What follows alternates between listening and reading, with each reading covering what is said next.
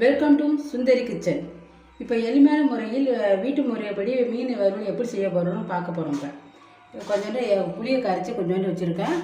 இதில் வந்து ஒரு டீஸ்பூன், கொஞ்சோண்டு அரை டீஸ்பூன் இஞ்சி பூண்டு விழுது, அதுவும் ஒரு டீஸ்பூன் கொஞ்சம் 1.5 டீஸ்பூன் வச்சுக்கோங்க மிளகாத்தூள், தூள் வீட்டு மிளகாத்தூள் கொஞ்சோண்டு,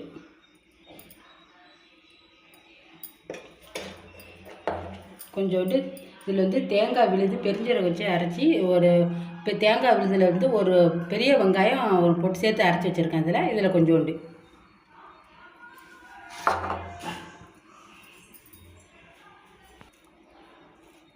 உப்பு 1/4 டீஸ்பூன். அவ்வளோதான். இப்போ எல்லாத்தையும் கலரிட்டு இப்போ வந்து மசாலா வந்து பிசைஞ்சு இப்படி வச்சுருக்கேன்.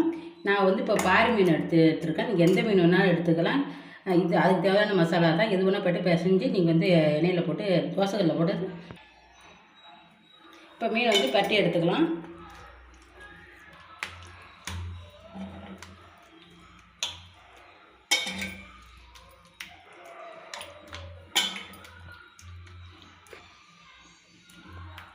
இப்போ மீன் பிசைஞ்சாச்சு. இப்போ இது 10 நிமிஷம் ஊறட்டும். ஒரு மூடி போட்டு மூடி வச்சுருங்க. இப்போ 10 நிமிஷம் ஊறிட்டு இப்போ வந்து நான் தவா ஃப்ரை பண்ண போகிறேன். இப்போ கேஸ் ஆன் பண்ணிப்போம். இப்போ இந்த தவா வந்து கொஞ்சம் நல்லா காயட்டும். காஞ்சோன்னா போடுறேன்.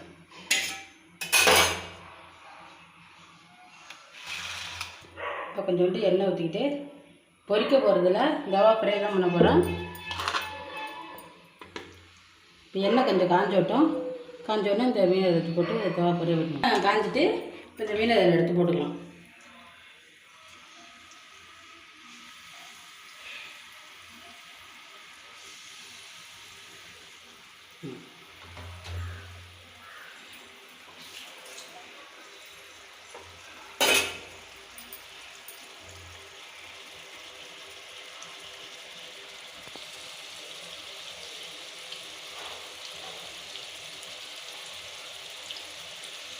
சைடு வந்துட்டு பாதி திருப்பி போட்டுக்குங்க.